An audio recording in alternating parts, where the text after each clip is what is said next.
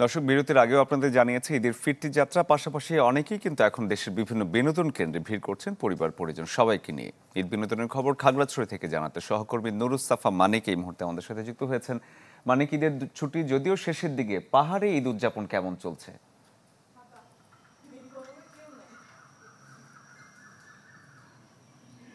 শরীফ, পাহাড়ে ঈদ উদযাপন করতে কিন্তু দেশের বিভিন্ন প্রান্ত থেকে পর্যটকরা এসেছেন খাগড়াছড়িতে। যেহেতু টানা একটি বন্ধ আছে, সে কারণে কিন্তু পর্যটকরা খাগড়াছড়ি জেলায় ঘুরে বেড়াচ্ছেন, যেখানে বিশেষ করে আলুটিলা, রিসাং ঝর্ণা কিংবা অন্যান্য যেসব জেলা পরিষদ পার্ক সহ অন্যান্য যেসব বিনোদন কেন্দ্র রয়েছে সেখানে কিন্তু ঘুরে বেড়াচ্ছেন।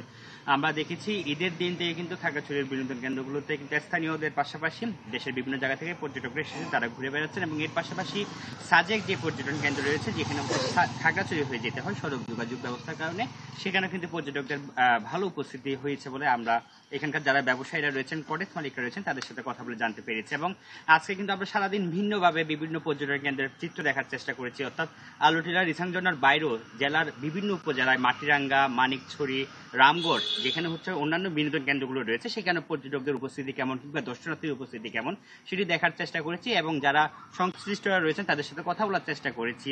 বিশ্বমানের থার্মিক্স রড, সালাম স্টিল থার্মিক্স, দেশের একমাত্র থার্মিক্স রড।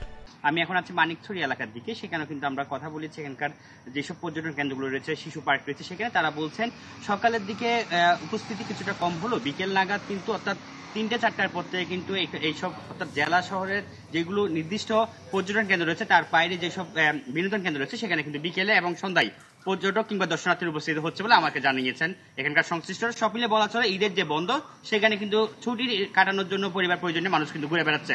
শরীফ, মানিক, ধন্যবাদ আপনাকে। দর্শক, ঈদ বিনোদনের খবর খাগড়াছড়ি থেকে দেখাচ্ছিলাম।